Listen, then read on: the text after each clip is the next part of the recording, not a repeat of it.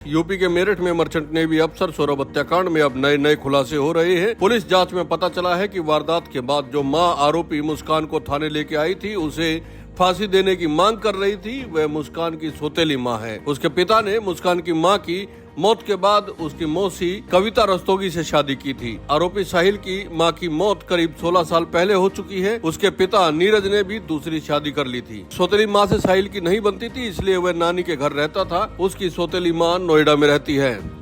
सौरभ के 4 टुकड़े करने के बाद मुस्कान और साहिल ने 15 दिन के लिए मेरठ से टैक्सी बुक की। इससे दोनों मेरठ से शिमला, मनाली और कसोल गए। पुलिस दोनों आरोपियों और टैक्सी चालक को लेकर जल्द उत्तराखंड और हिमाचल प्रदेश जाएगी, जहां साहिल और मुस्कान रुके थे। वहां जांच करेगी और लोगों से पूछताछ करेगी। इस बीच मुस्कान के कुछ विजुअल भी सामने आए हैं, जिसमें वह साहिल के साथ होली खेलती हुई दिख रही है। पुलिस के मुताबिक ये वीडियो शिमला का है। पुलिस ने बताया कि मुस्कान ने जहाँ से चाकू, ड्रम और दवाइयाँ खरीदी थी, गुरुवार को वहां पर पुलिस गई और दुकानदारों से पूछताछ की। मेडिकल स्टोर संचालक के मुताबिक मुस्कान दुकान पर एक बुजुर्ग को लेके आई थी। उसने बुजुर्ग को अपना पिता बताया था। चालक ने बताया कि मैंने डॉक्टर का पर्चा देखने के बाद ही नींद की दवाई दी थी। अब पुलिस उस बुजुर्ग की छानबीन कर रही है जो दुकान में मुस्कान का पिता बनकर आया था। पुलिस ने यह भी बताया कि मुस्कान और साहिल के अवैध संबंध थे। 2021 में मकान मालिक ने मुस्कान और साहिल को आपत्तिजनक हालत में देखा था, तभी सौरभ को इसकी जानकारी हुई थी। मुस्कान और साहिल स्नैपचैट पर बात किया करते थे। ऐसे में उन्होंने स्नैपचैट से अपनी चैटिंग डिलीट कर दी थी। अब उस डाटा को रिकवर करने के लिए दोनों के मोबाइल फोरेंसिक लैब में भेजे जाएंगे। सौरभ के मोबाइल को भी लैब भेजा जाएगा।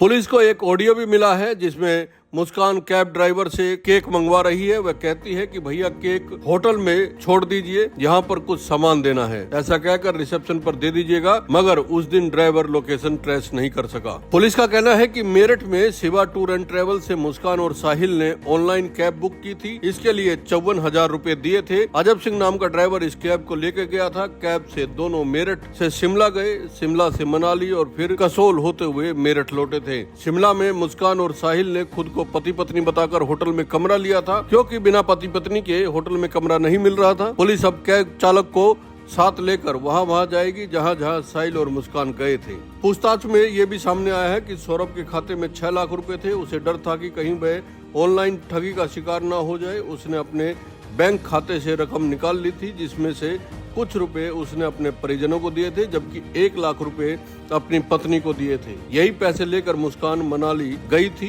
जब रुपए खत्म हो गए तो दोनों मेरठ आ गए। सौरभ राजपूत हत्याकांड में कब क्या हुआ वो भी हम आपको विस्तार से बताते हैं। 24 फरवरी को सौरभ लंदन से लौटकर मेरठ आया था। इंदिरा नगर के घर में पत्नी और बेटी के साथ रह रहा था। 25 फरवरी को पत्नी का बर्थडे था, घर में पार्टी हुई। 28 फरवरी को बेटी पीहू का जन्मदिन मनाया गया। 3 मार्च को मुस्कान ने डिनर में नींद की दवाइयाँ मिला दी और सौरभ को बेडरूम में सुला दिया। 3 मार्च को साहिल शुक्ला को फोन करके बुलाया गया। सौरभ की हत्या करके बॉडी के टुकड़े किए गए। 4 मार्च को मुस्कान ने बेटी पीहू को अपनी मां के घर छोड़ा और साहिल के साथ शिमला चली गई। 17 मार्च को शिमला से लौटी। मई के पहुंचकर माता पिता को पूरी घटना के बारे में बताया। 18 मार्च को पुलिस इंदिरा नगर के घर पहुंची। यहाँ पुलिस को वो ड्रम मिला जिसमें सौरभ की बॉडी जमी हुई थी। 18 मार्च को ही पुलिस ने साहिल और मुस्कान को गिरफ्तार कर लिया। 19 मार्च को पुलिस साहिल और मुस्कान को सबके सामने लेके आई।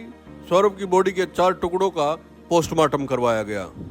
दोस्तों, इस पूरे हत्याकांड को लेके आपका क्या मानना है, कमेंट करके जरूर बताइएगा। क्या पुलिस की जांच सही दिशा में चल रही है, ये भी जरूर बताइएगा।